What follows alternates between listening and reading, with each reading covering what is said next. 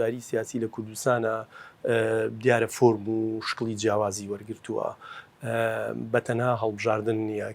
کە دنیابینی سیاسی هاوڵاتیان دیاری ئەکات. یەکێ لەو کێشانەی کە لە دنیای سیاسی کوردیا هەیە ئەوەیە کە لە ڕاستیا بەشداری سیاسی کورتەکرێتەوە بۆ بوون بە ئەندام لە حیزبێکە یان حیزبایەتی. اینجا هەر ئەمە شەکەوای کردووە کێشەیەکی گەورە دروستە بێت لە کۆمەڵگای کوردیە لەبەرەوەی بوون بە ئەندام لە حیزبەکەیان حیزبایەتی جۆرێک لە سیفەتێکی نەرێنی وەرگرتووە واتە هاوڵاتیان بەشێکی زۆری هاوڵاتیان لە دوای ڕاپەڕینەوە بێگومان لە سەردەمی پێش ڕاپەڕین چیرۆشێکی جیاوازەوە تا ئێمە قۆناغێکمان هەیە پێش ڕاپەڕین کە با بڵێن حیزبایەتی کردن و بوون بە ئەندام لە ناو حیزبات جۆرێک بۆ لە شانازیکردن جۆرێک بۆ لە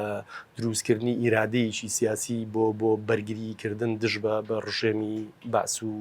ئەوەی کە سیستمێکی باسیزم هەبووە لە کوردستانە هەتاوەکو ئەمە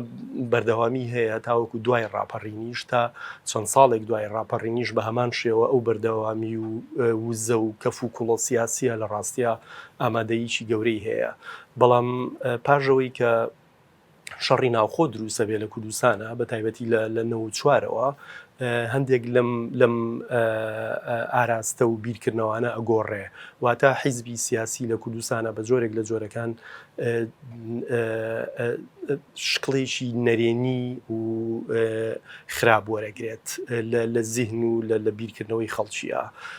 بۆیە بەشداری سیاسی ئەبینین لە دوای شەڕی ناوخۆ و لە سەردەمی شەڕی ناوخۆ و پاش شەڕی ناوخۆ ئەبێتە با بڵێن دوورکەوتنەوە لە بەشداریکردن لە کایی حیزبیە بە تایبەتی.